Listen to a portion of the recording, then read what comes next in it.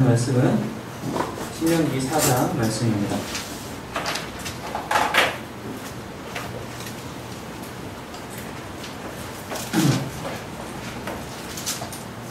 신명기 4장 1절부터 43절까지인데 일단은 지금은 4장 1절 말씀만 저희는 같이 읽도록 하겠습니다. 4장 1절 말씀입니다. 시작.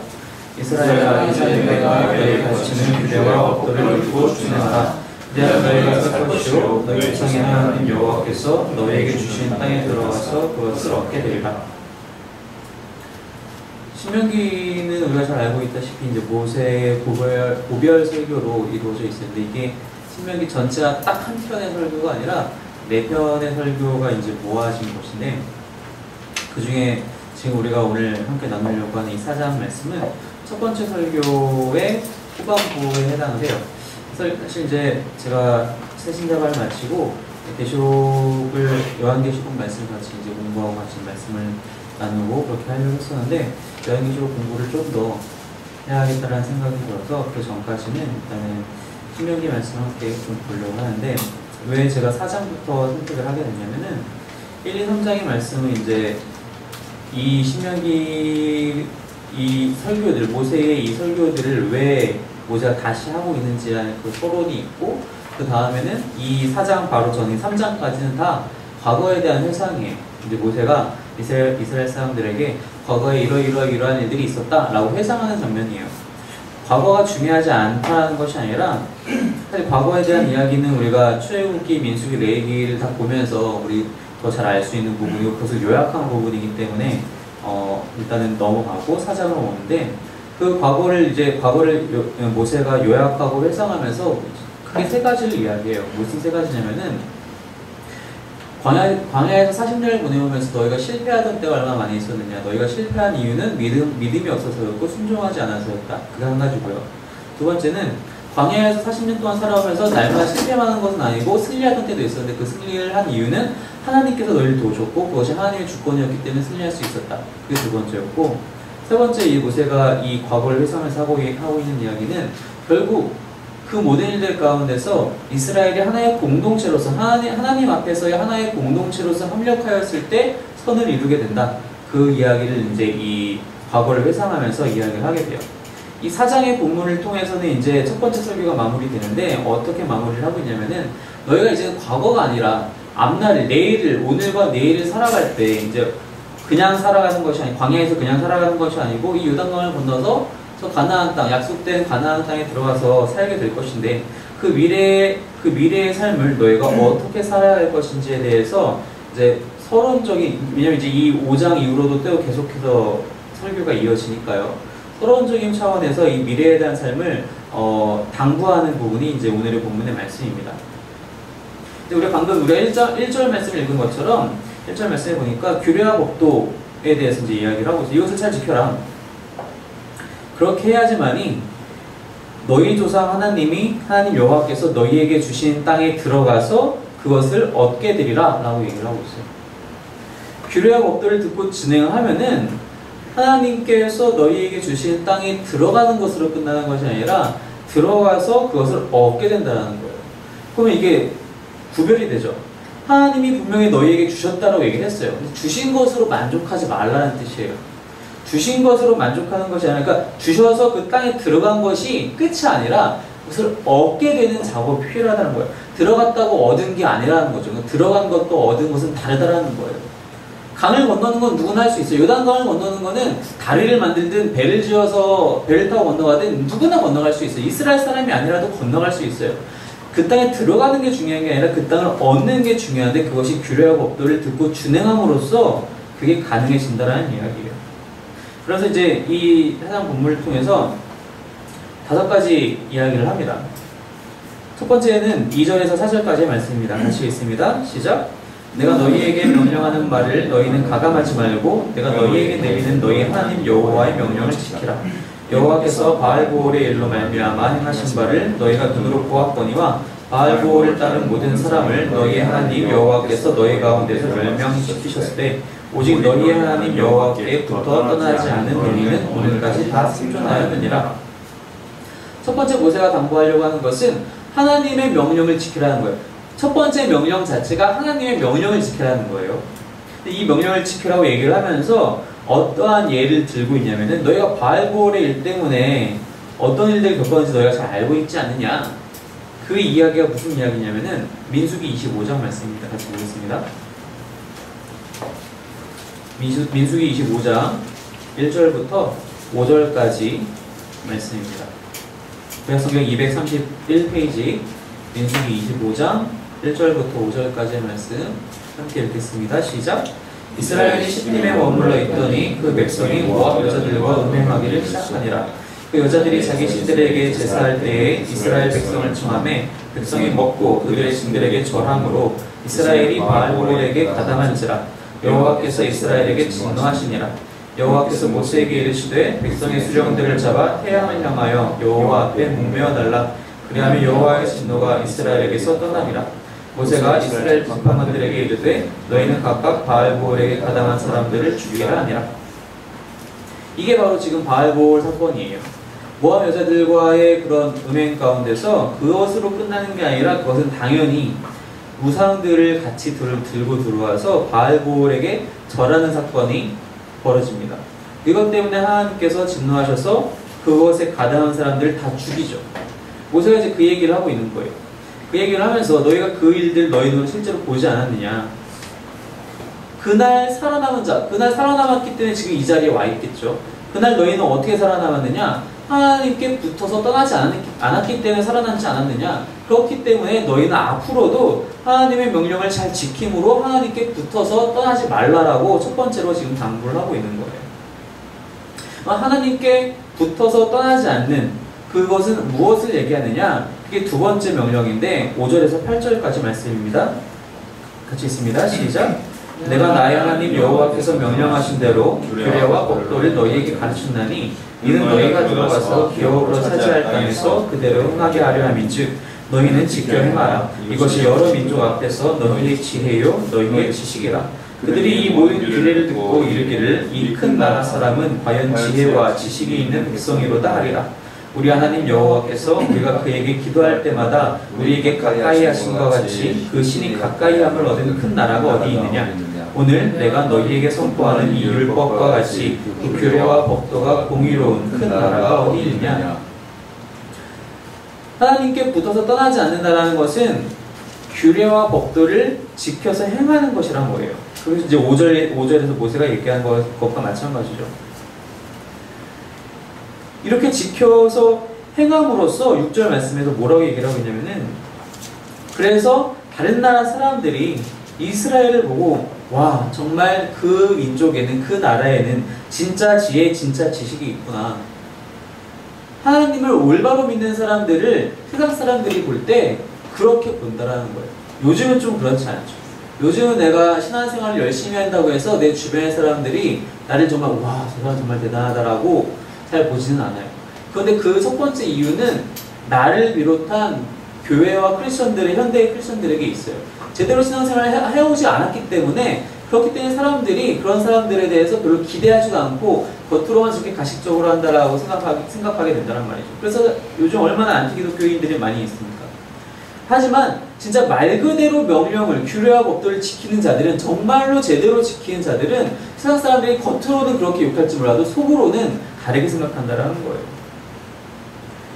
그러면서 얘기하는 것이 이렇게 하나님이 이렇게 너희가 가까이 계신데 다른 어떤 신들이 어느 나라와 어느 민족과 그렇게 가까이 하고 기도를 들었던 신들이 어디 있느냐? 그렇지 않다. 오직 하나님만은 오직 하나님께서는 우리에게 그렇게 해주시는 분이시지 않느냐? 당연히 규례와 법도를 지켜서 행해야 되지 않겠느냐? 규례와 법도는 거의 같은 뜻이죠. 이 단어는 결국 명령이란 얘기고 하나님의 율법이란 얘기잖아요. 하나님의 율법은 무엇을 얘기하는 겁니까? 한 서기관이 나와서 예수님께 묻죠. 율법이 도대체 무엇이냐? 여기서는 내가 어떻게 해서 얻을 수 있느냐? 예수님은 다시 물어요. 너는 어떻게 율법 말씀을 읽느냐? 첫째는 하나님을 사랑하는 것이고 둘째는 이웃을 사랑하는 것입니다. 맞다, 네 말이 맞다. 가서 그렇게 행하라. 그거예요. 하나님의 율법을 지킨다는 것, 규례와 법도를 지켜서 행한다는 것은 하나님을 전심으로 사랑하고 또 이웃을 전심으로 사랑한다는 거예요. 그것을 행하면 그것을 제대로 행하면은 세상 사람들이 바라봤을 때 진짜 지혜와 진짜 지식이 저기 있구나 라고 감탄하게 되고, 그렇게 해서 두려워하고 오히려 하나님을 경외하는 일들이 생긴다는 거예요. 이 규례와 법도를 지키는데 어떻게 지켜야 하느냐, 그것이 이제 세 번째 명령입니다. 9절에서 14절까지의 말씀, 9절에서 14절까지 말씀 같이 읽겠습니다. 시작. 오직 너는 스스로 삼가며 내 마음을 힘써 지키라. 그리하여 내가 눈으로 본 그 일을 잊어버리지 말라. 내가 순종하는 날 동안에 그 일들이 내 마음에서 떠나지 않도록 조심하라. 너는 그 일들을 내 아들들과 내 손자들에게 알게 하라. 내가 호렙산에서 내 하나님 여호와 앞에 섰던 날에 여호와께서 내게 이르시기를 나에게 백성을 모으라. 내가 그들에게 내 말을 들려주어 그들이 세상에 사는 날 동안 나를 경외함을 배우게 하며 그 자녀에게 가르치게 하리라 하시매, 너희가 가까이 나와서 산 아래에 서니 그 산에 불이 붙어 불길이 충천하고 어둠과 구름과 흑암이 덮였는데 여호와께서 불길 중에서 너희에게 말씀하시되 음성뿐이므로 너희가 그 말소리만 듣고 형상은 보지 못하였느니라. 여호와께서 그의 언약을 너희에게 반포하시고 너희에게 지키라 명령하셨으니 곧 십계명이며 두 돌판에 친히 쓰신 것이라. 그때 여호와께서 내게 명령하사 너희에게 규례와 법도를 교훈하게 하셨나니 이는 너희가 거기로 건너가 받을 땅에서 행하게 하려 하심이니라. 어떻게 하면 규례와 법도를 제대로 지키는 것인가? 그 첫 번째로 모세가 얘기하고 있는 것은 9절 말씀에 오직 너는 스스로 삼가하고 마음을 힘써 지키라고 하고 있어요. 마음을 힘써 지키는 것이 필요합니다. 이 마음을 힘써 지킨다는 것은 이것 자체로 내 스스로를 이 율법 앞에 잘 단속시킨다는 뜻이에요. 늘 조심하고 조심해서 내가 혹시나 하나님을 덜 사랑하게 되진 않을까? 내가 혹시나 이웃을 덜 사랑하게 되진 않을까? 아니, 사랑이 아니라 오히려 증오하고 의심하진 않을까? 그것을 조심하고 마음을 그 앞에서 늘 지키고 그 앞에서 늘 하나님을 경외하고 있으라는 얘기죠. 나만 그렇게 잘하는 것이 아니라 그 9절 후반부에 보면은 내가 순종하는 날 동안에 그 일들이 내 마음에서 떠나지 않도록 조심하고 또 그 일들을 내 아들들과 내 손자들에게도 알게 하라는 거예요. 나만 그렇게 마음을 지키는 것이 아니라 나의 자녀들에게도 그것을 가르치라는 겁니다. 지금 이 사람들, 이 요단강을 건너기 직전에 이 사람들은 이미 출애굽한 1세대는 아니에요. 출애굽한 1세대는 이미 다 죽었어요. 누구만 남고? 여호수아와 갈렙만 남고 다 죽었어요. 넘어가는 사람들은 2세대의 사람들이에요.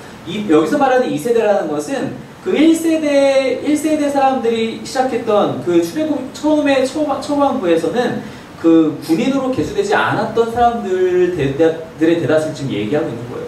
그들은 어렸을 때부터 하나님이 이스라엘을 어떻게 도우셨는지에 대해서 광야 생활을 통해서 잘 보고 있었어요. 이들은 눈으로 보니까 알죠. 하지만 앞으로 들어가서 새롭게 태어난 자녀들은 그것을 보지 못해요. 이미 다 지나온 상황인 거예요. 요단강을 건너가서 이미 그 이후에 태어난 자녀들은 그때까지 하나님께서 어떻게 도우셨는지를 눈으로 보지 못해요. 그럼 어떻게 해야 돼요? 부모들이 가르쳐야 한다는 거예요. 그렇게 가르침으로써 하나님의 말씀을, 그 율법을, 하나님 사랑과 이웃 사랑을 잘 행할 수 있도록 날마다 가르치라 라고 얘기를 하고 있는 것이죠. 근데 그 가르칠 때에 무엇을 먼저 생각해야 되느냐? 그것이 바로 네 번째 명령인데 15절부터 31절까지 말씀입니다. 15절부터 31절 저와 여러분 한 절씩 교독하도록 할게요. 제가 15절 먼저 읽겠습니다. 여호와께서 호렙산 불길 중에서 너희에게 말씀하시던 날에 너희가 어떤 형상도 보지 못하였은즉 너희는 깊이 삼가라. 그리하여 스스로 국가하여 자기를 위해 어떤 상상이든지 우상의색을 만들지 말라. 남자의 형상이든지 여자의 형상이든지 땅 위에 있는 어떤 짐승의 형상이든지 하늘에 나는 날개 가진 어떤 새의 형상이든지 땅 위에 기는 어떤 곤충의 형상이든지 땅 아래 물속에 있는 어떤 어둠의 형상이든지 만들지 말라. 또 그리하여 내가 하늘을 향하여 눈을 들어 해와 달과 별들 하늘 위의 모든 천체 곧 너희의 하나님 여호와께서 천하 만민을 위하여 배정하신 것을 보고 미혹하여 그것에 경배하며 섬기지 말라. 여호와께서 너희를 택하시고 너희를 수의 풀무불 곧 애굽에서 인도하여 내사 자기 기업의 백성을 삼으신 것이 오늘과 같아도 여호와께서 너희로 말미암아 내게 진노하사 내게 요단을 건너지 못하며 내 하나님 여호와께서 내게 기업으로 주신 그 아름다운 땅에 들어가지 못하게 하리라고 맹세하셨은즉 나는 이 땅에서 죽고 요단을 건너지 못하려니와 너희는 건너가서 그 아름다운 땅을 얻으리니 너희는 스스로 삼가 너희의 하나님 여호와께서 너희와 세우신 언약을 잊지 말고 내 하나님 여호와께서 금하신 어떤 형상의 우상도 조각하지 말라. 내 하나님 여호와는 소멸하는 불이시요 질투하시는 하나님이십니다. 네가 그 땅에서 아들을 낳고 손자를 얻으며 오래 살 때에 만일 스스로 부패하여 무슨 형상의 우상이든지 조각하여 내 하나님 여호와 앞에 악을 행함으로 그의 노를 일으키면 내가 오늘 천지를 불러 증거를 삼노니 너희가 요단을 건너가서 얻는 땅에서 속히 나갈 것이라. 너희가 거기서 너희의 날이 길지 못하고 전멸될 것입니다. 여호와께서 너희를 여러 민족 중에 흩으실 것이요 여호와께서 너희를 쫓아보내실 그 여러 민족 중에 너희의 남은 수가 많지 못할 것이며 너희는 거기서 사람의 손으로 만든 바 보지도 못하며 듣지도 못하며 먹지도 못하며 냄새도 맡지 못하는 목석의 신들을 섬기리라. 그러나 내가 거기서 내 하나님 여호와를 찾게 되리니 만일 마음을 다하고 뜻을 다하여 그를 찾으면 만나리라. 이 모든 일이 내게 임하여 혼란을 당하다가 훗날에 네가 내 하나님 여호와께 돌아와서 그의 말씀을 청종하리니 함께 있습니다. 내 하나님 여호와는 자비하신 하나님이시니라. 그가 너를 버리지 아니하시며 너를 멸하지 아니하시며 내 조상들에게 맹세하신 언약을 잊지 아니하시리라. 이들이 기억해야 될 것은 그렇게 해서 마음을 지키고 자녀들에게도 가르쳐야 될 것 중에 중요한 것은 무엇이냐면 바로 우상을 만들지도 말고 섬기지도 말라는 것입니다. 우리가 이제 수련회 기간에 이제 제가 둘째 날 오후 특강에서 그 얘기가 잠깐 나왔었는데 이제 이 신명기 5장으로 넘어가면은 10계명이 등장을 하죠. 제1계명은 나 외에 다른 신을 두지 말라는 거였고 제2계명은 우상을 만들지 말라는 거였어요. 1계명과 2계명이 같아 보이지만 다른 이유는 1계명에서의 나 외에 다른 신은 말 그대로 하나님이 아닌 다른 것을 섬기는 것이고 2계명은 이것이 하나님이다라고 사람들을 현혹시켜서 무언가를 만들지 말라는 거예요. 금송아지를 만들어서 이게 하나님입니다. 우리를 출애굽시킨 하나님이십니다. 라고 이야기하지 말라는 겁니다. 지금 여기서 이 모세가 뭐라고 얘기하고 있냐면은 첫째로 너희가 사람의 형상으로 우상을 만들지 말아라. 사람의 형상뿐만 아니라 둘째로 어떤 세상에 동물이든 식물이든 무엇이 됐든 그런 것들의 형상으로도 역시 만들지 말아라. 그것들로도 만들지 말고 또 하늘을 향해서 별들을 보면서 해와 달과 별들을 보면서 그런 것으로도 우상을 삼지 말아라. 즉 세상에 있는 어떠한 것으로도 이것이 하나님이다라고 너희가 착각하지 말고 그것으로 서로를 미혹시키지도 현혹시키지도 말라라는 것이에요. 근데 왜 그렇게 해야 되느냐? 왜 그렇게 해야 되느냐? 너희가 하나님의 형상을 본 적이 없기 때문이다라고 얘기하고 있어요. 앞에서 읽었던 12절 본문에 보면 12절에 보면은 여호와께서 불길 중에 너희에게 말씀하시되 음성뿐이므로 너희가 그 말소리만 듣고 형상은 보지 못하였느니라. 불길 중에서 이스라엘 사람들은 불길도 보고 그 시내산 호렙산이 다 구름으로 뒤덮이는 것도 다 보았지만 하나님을 보지 못했어요. 오직 그들은 음성만 들었을 따름이었어요. 모세도 역시 마찬가지였죠. 그리고 하나님께서 직접 써주신, 직접 새겨주신 그 십계명 돌판만 봤어요. 즉 쓰여진 글씨만 봤다라는 거예요.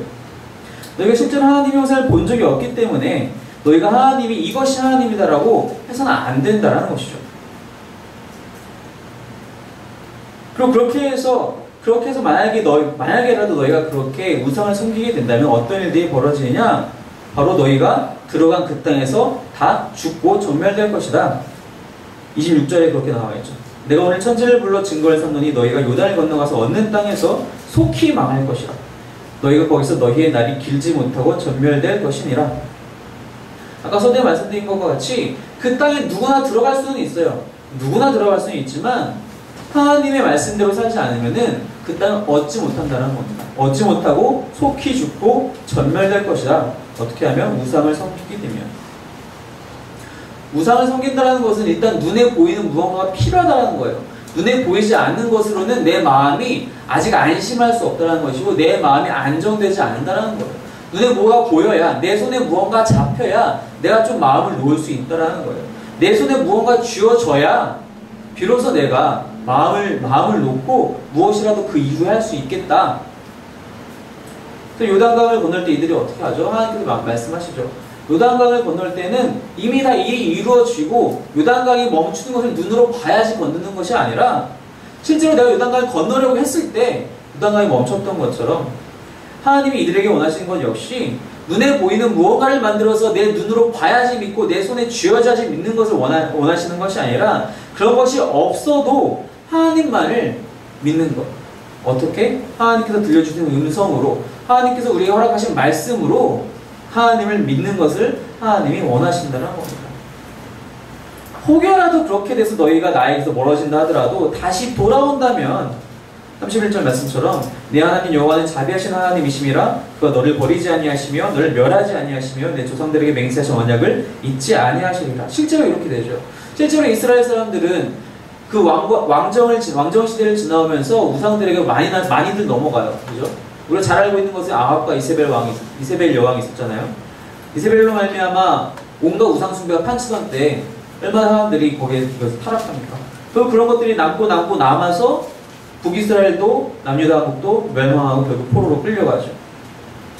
그때 그 사람들이 이 신명기의 이 말씀을 얼마나 붙잡고 기도했을지는 눈에 보지 않아도 잘 알 수 있을 것 같아요. 그리고 그래서 우상도 만들지 말고 그래서 너희가 그것을 통해서 깨달아야 할 것은 바로 32절에서 39절까지의 말씀입니다. 함께 읽습니다. 32절부터 39절 시작. 내가 있기 전 하나님이 사람을 세상에 창조하신 날부터 지금까지 지나간 날을 상고하여 보라.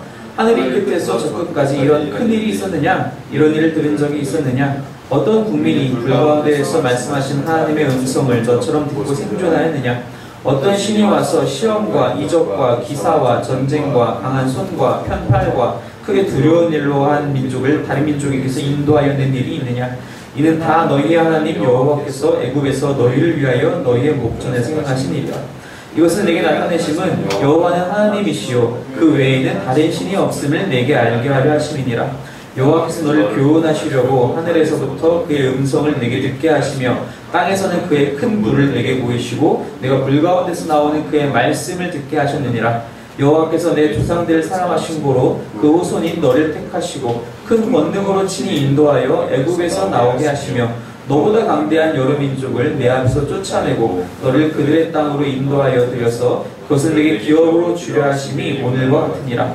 그런즉 너는 오늘 위로 하늘에나 아래로 땅에 오직 여호와는 하나님이시요 다른 신이 없는 줄 알아 명심하고.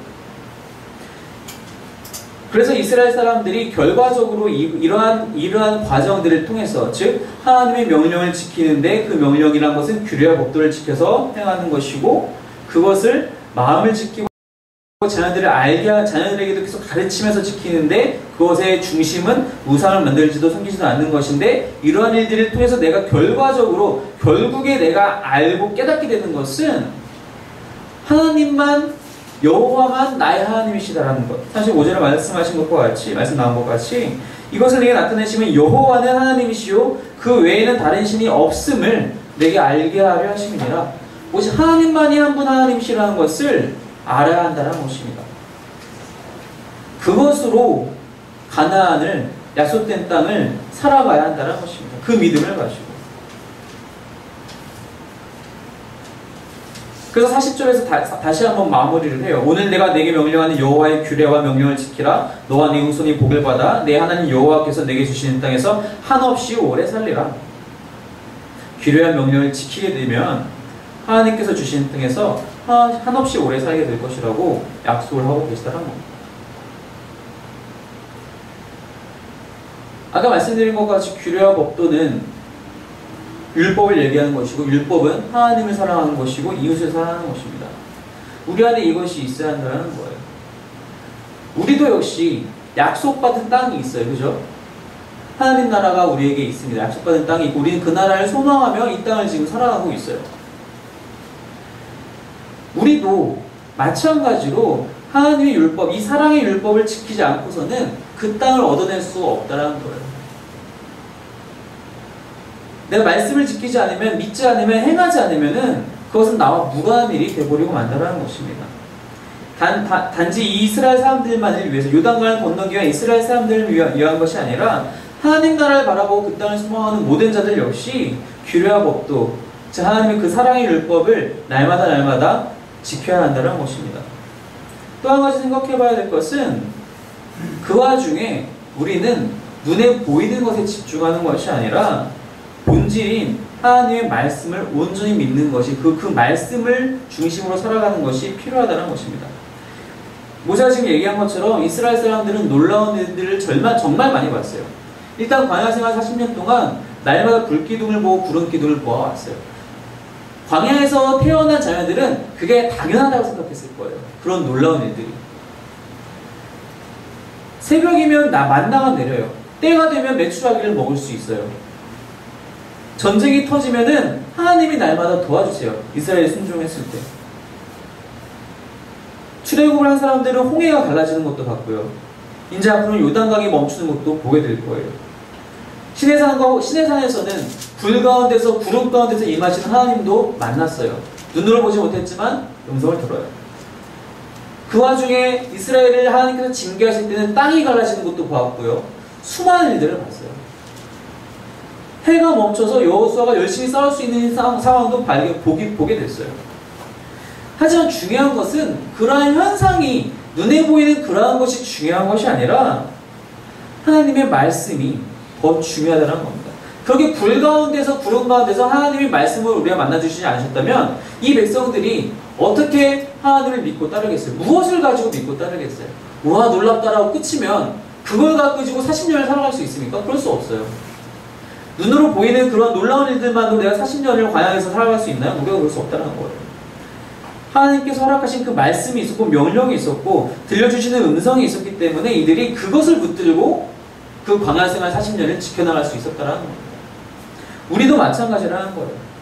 기도 가운데서 하나님의 음성을 들어야 한다는 겁니다. 말씀을 보면서 그 기록된 말씀을 통해서 말씀을 날마다 가까이 하면서 그 말씀 중심으로 순종하며 살아가야 한다는 거예요. 그래야지만이 우리가 버텨나갈 수 있다는 거예요.